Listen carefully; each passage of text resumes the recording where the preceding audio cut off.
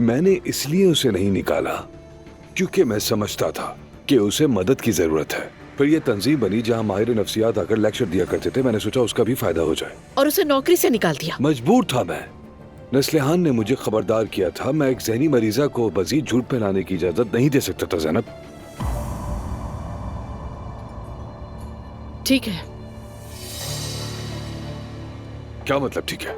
हाँ, तुमने मुझे सब बताया और मैंने सुन लिया। माफ करना लेकिन ये सब कुछ इतना आसान नहीं है ज़ैनब जितना तुम समझ रही हो। तुमने मुझसे सवाल किया, बस यही बात मुझे अंदर से बहुत तकलीफ दे रही है। तुम्हें नजर नहीं आ रहा? Okay, I am so sorry, मगर मैं इस बेचैनी के साथ मजीद नहीं रह सकती अर्तुल। यही तो मसला है ज़ैनब। आखिर तुम्हें इस बात पर इतनी उलझन क्यों है? क्या तुम्हें मुझ पर जरा सा भी एतमाद नहीं है? जरा सा भी भरोसा नहीं है मुझ पर? भरोसा?